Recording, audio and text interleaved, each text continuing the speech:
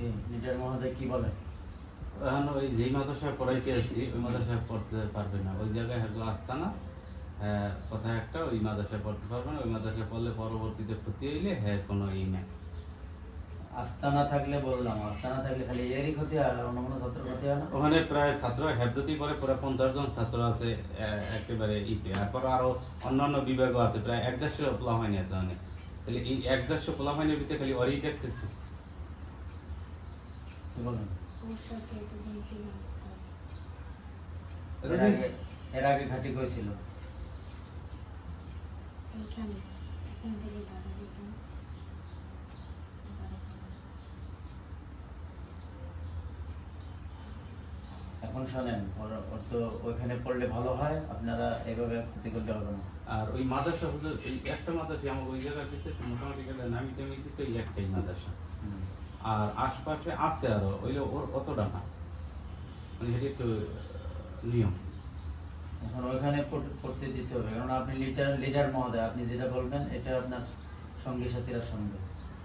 আমার কথার একটা মূল্য আছে না বলেন? আপনি আমাকে সম্মান করেন? হ্যাঁ হুম, জি, হুম। সম্মান করলে তাহলে তো আমার কথাটা রাখতে হবে। আর আমি এইসব সব কিছু মেনে নিয়েছি। হুম, এখন ওই জমা করতে পারবো না। কোথায় করতে হবে? এখানে করতে পারবে? ঢাকাতে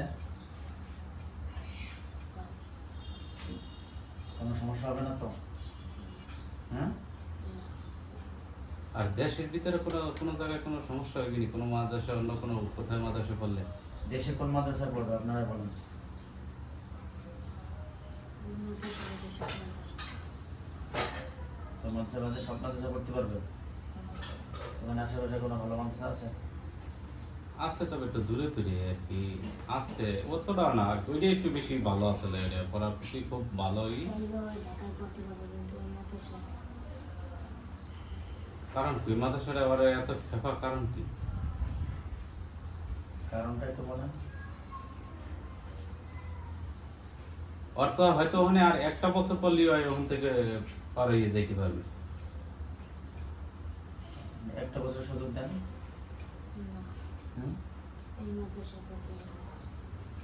ওই মাদ্রাসা হুজুরপুর সাথে কোনো ক্ষিপ্ত আছেন আপনি, না অন্য কোনো কারণ? হুজুর আপনার কোনো ক্ষতি করছে? হ্যাঁ, হুম। কি ক্ষতি করছে আমরা জানতে পারি? একদিন হুজুরের ছেলের সাথে আমি গেছিলাম। হুম, তারপরে হুজুরে অনেক মারধর করে বাড়ি থেকে দিয়েছে।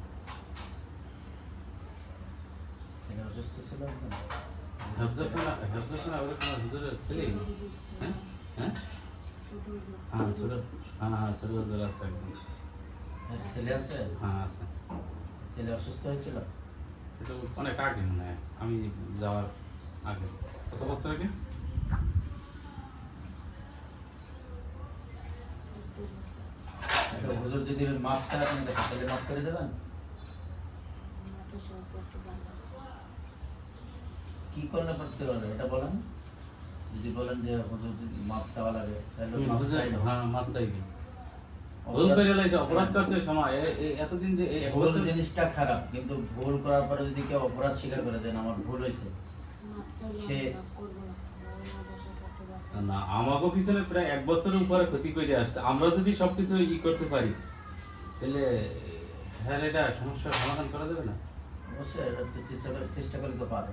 এটা তো আপনি লিডার মহোদয়, আপনার কাছে আমরা একটা আবেদন করতেছি, এটা তো রাখার দরকার। আপনি আপনার লাইনে বড়, আমি আমার লাইনে বড়, বড় বড়োর কাছে সুপারিশ করলে এটা মানতে হয়। হুজুর যদি মাপ চায় আপনি মাফ করে দেন, আমরা তো কত মানুষ। আমি সব কিছু বের করে দিয়েছি। আমি চাইছিলাম ওকে এই লাইনে পড়াবো, ওকে এই লাইন থেকে দূর করে দিই। ও তো ক্ষতি করে না এই লাইনে, আমি তো একটাই বারবার জানতে চাই যে ও তো এই লাইনে অত কারো কারো ক্ষতি করেনি, আর আমরাও তো আপনার করে ক্ষতি করিনি এই পর্যন্ত, তাহলে কেন এই লাইনে থেকে দূরে সরাই দিতে চাই, যে কারণ কি? আমি আবারও বলি, হুম। আমি ওই মাদ্রাসায় পড়তে পারবো না। না, ওনার বাবা জানতে চাইছে যে একে এই লাইন থেকে দূরে সরানোর কারণটা কি? ইমাম থেকে আরো দূরে সরালে আমরা পুরস্কার পাই। তুমিও পুরস্কার পাবো। আমারও বড় হয়ে সেই বড় জনের তো আমাকে আমরা ডাকতে চেয়েছিলাম, বড় জনের একটা ডাক দেন আপনি, ডাক দেন। তিনি এখন ব্যস্ত থাকলে তো বড় যখন স্মরণ করে তখন আসতে হবে, সব দুঃখ আমার কাছে। তারপরে তাকে একটু ডাকলে ভালো হয়। আমার কথা বলো যে হুজুর আপনাকে এরকম সম্মানের সহিত আপনাকে ডাকছে, খুব মহব্বতের সহিত ভালোবাসার সহিত আপনাকে ডাকছে, আপনি একটু আসেন। আপনাকে আসতে তো 1 মিনিটও সময় লাগবে না, একটু সময় দিয়ে যাবে, সমস্যা কি?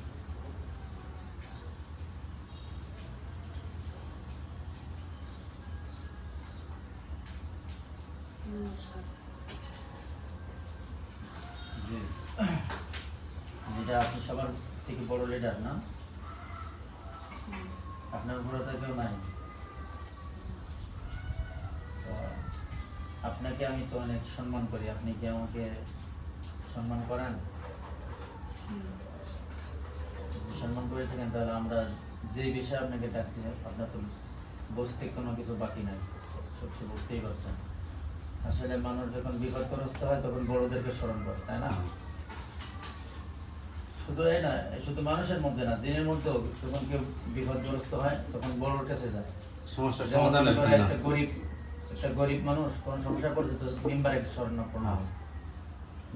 মেম্বারের কাছে এটা সমাধান হচ্ছে না তো চেয়ারম্যানের কাছে যায়, চেয়ারম্যানের কাছে সমাধান হচ্ছে না তাহলে এমপির কাছে, এমপি মন্ত্রী, এভাবে বড় একবার রাজা বাদশাহ পর্যন্ত যায়। তো আপনি হচ্ছে সব থেকে বড় বাদশাহ, তাই না?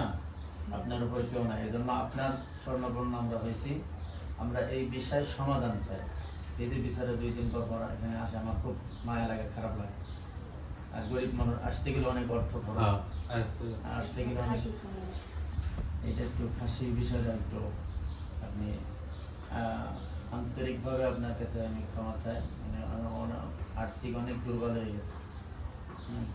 এটা শুরু থেকে বললে আমি এক চান্সে যদি বলতেন যে আমার একটা খাসি খাওয়াইলে আমরা এই ঝামেলা থেকে মুক্ত, আর যেমনি খুশি আপনি পড়তে পারবেন, তাহলে আমি ফার্স্ট চান্সই করতাম। কিন্তু এই একটা বছর, এই আপনারা কিন্তু একটা বছরে আমার ভোগান্তিতে রাখছেন। আর আজকের থেকে না, আমি অনেক জায়গায় গেছি, অনেক মানে টাকা ভাঙছি বিভিন্ন, এই পর্যন্ত মনে হয় আমি এই হয়ে দেয় যে কম হইলেও 20-25 জনের কম না। কিন্তু এত আর্থিক লস কইরা এখন খাসি চাইলে এরপর হয় পড়ার প্রতি যে ডিস্টার্বটা হয়েছে প্রায় এই 1 বছর, কিন্তু হয় এতদিন হাফেজ হয়ে যেত গা। বলেন আপনি ইচ্ছা করলে সরে করবেন, আপনি একটু মাফ করে দেন দয়া করে, না, মাফ করেন, দয়া করেন আমাদের প্রতি একটু। মাফ করলেও হয় ওই দেশে পড়তে পারবে না। আচ্ছা ঠিক আছে মাদ্রাসা থাক, হ্যাঁ, অন্য অন্য সময় মাদ্রাসায় দরকার নেই। আর আমাদের ছেলে সুস্থ হয়ে গেছে, হ্যাঁ। কি? তাহলে একে আপনারা একবারে সুস্থ করে আপনারা চলে যান, আর ডিস্টার্ব করবেন না। আমি বাদশাহ মহোদয়, আপনি আপনি হচ্ছে জিনের বাদশাহ এই লাইনে। হ্যাঁ, তো আপনার কাছে আমার আর্জি, আপনি এবং আপনার সঙ্গী সাথী যারা আছে, ছেলেমেয়েরা আছে, এরা কেউ ডিস্টার্ব করবেন না ইনশাল্লাহ, কি বলেন? হুম। জি, হুম। ভালো মতো সুন্দরভাবে একটু বলেন যে না, আমরা এবং আমাদের কোনো সঙ্গীরা আর ডিস্টার্ব করবেন না ইনশাল্লাহ। না, ডিস্টার্ব করবে না। আমাদের একটাই অনুরোধ, চাইছিলাম খাসির রক্ত খেয়ে যাও। হুম। কি অনুরোধ? খাসি এটা একটু আল্লাহর কাছে মাফ করে দিন, আর্থিক অনেক সমস্যা হয়ে গেছে তো, এখন তো এর মধ্যে যেতে গেলে অনেক কষ্ট হয়ে যাবে। আপনার বাদশা মানুষ, আপনাদের কি খাবার অভাব? কত কত জায়গায় কত জায়গায় খাওয়া রয়েছে আপনাদের। আল্লাহর জমিনে, আল্লাহর রহমতে আপনাদের কোনো খাবার অভাব নেই, কি বলেন? যারা বাদশা তাদের কোনো খাবার অভাব থাকে বলেন? জি, না, একটু দয়া করেন যে হ্যাঁ আমি দয়া করলাম, আপনার কথা মানলাম। দয়া করা যায় না ইনশাল্লাহ? আপনার কথা মানলে খাবো না। আলহামদুলিল্লাহ বলেন। আলহামদুলিল্লাহ। কিন্তু ভাই ওই মাদ্রাসা পড়তে পারে, আচ্ছা, ওই মাদ্রাসাটা বাদ, পড়তে পারে হ্যাঁ, ঢাকা। মানে ওই মাদ্রাসা বাদ দিয়ে হয় দেশের ভিতরে যে কোনো মাদ্রাসা পড়তে পারবে, কোনো সমস্যা হইবে না নাকি? জি বলেন। তবু চাইলেও ঢাকায় পড়তে পারবে। হ্যাঁ, ঢাকায় পড়তে পারবো বা দেশেও যদি পড়াই, কোনো অন্য কোনো মাদ্রাসা পড়াইলেও কোনো যাতে কোনো সমস্যা হবে না। কিন্তু বেশি চাপ হইতে পারবে না। বেশি চাপ। পড়ায় হুম। কারণ কি?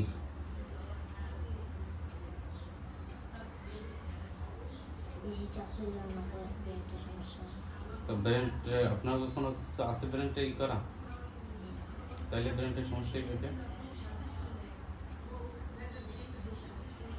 সমস্যা যাতে না হয় এরকম কিছু করে দেন। এটা আমার দ্বারা হবে না। কার দ্বারা হয়? এটা ডাক্তারের সমস্যা। ডাক্তারের সমস্যা না, এই লাইনের সমস্যা থাকলে আমাদের হুজুররা আছে। এই নিয়ে কোনো সমস্যা নেই।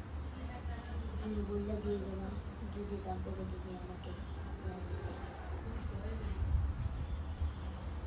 জি আপনাকে যদি আমাকে তো মাথায় সমস্যাটা কি আপনাকেও ধরা আগের থেকে এই সমস্যাটা? না, আমাদের ধারণা তাইলে এটা কি আর ডাক্তারি জন্মের পর থেকে না জন্মের পর থেকে। এটা ওই ডাক্তারি সমস্যাটা লেখাপড়ার দিক দিয়ে কি দুর্বলে না? না, তাইলে বিষয়টা একটু আমি ক্লিয়ার করলে আমি ডাক্তারের কাছে সরাসরি ভাবে ওইভাবে আমি চিকিৎসাটা নিতে পারবো। আর ডাক্তারের সমস্যা হলে চেক আপ করলে তো ধরা পড়বে, তাই না? আর জিন ভূতের এই ধরনের সমস্যা হলে তো চেক আপ করলেও না না, হেলে কাজ হবে না।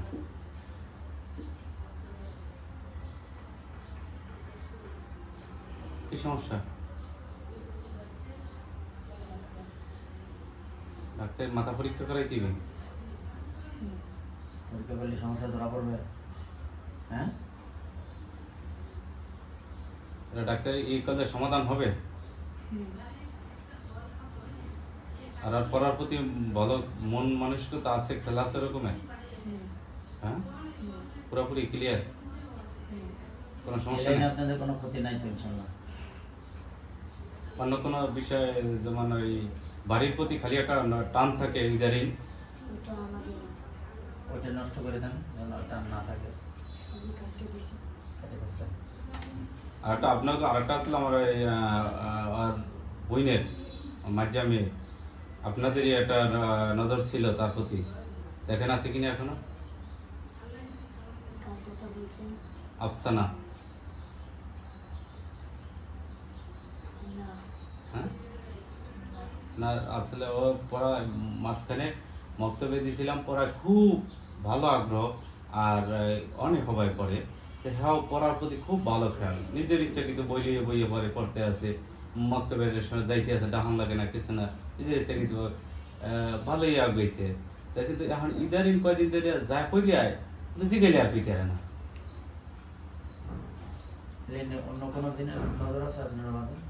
না, আমাদের আপনাদের থাকলে তাহলে ওটা উঠায় নেন। ওটা উঠিয়ে নিছি। উঠায় নিয়েছেন? আর এই ওর মার সাথে যে আসলে এটাও আপনাদের, হুম, এটা ওগুলো উঠায় নিয়েছেন? হুম, তারপর এটা আমার সাথে ই আসলে যে আর্থিক ই করার ব্যাপারে, তাও তো এদের আসলে ওগুলো কাটছেন? হুম। কাটছেন, সব কাটছেন। কাটছেন। তার ফাঁসির ব্যাপারে কি মাপ হয়েছে? হুম, হুম, ভালোভাবে শুনতে চাই, ও, আগের আগে দিকটা। না রাখুন, আমার মানছেন না, মানছেন না আমাকে? হুম, আপনি দিয়ে নিয়েছেন। মানছে মানে আমার মহব্বতে, আমার ভালোবাসায় হয়তো।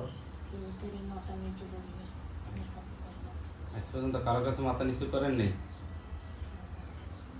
শরীর গরম।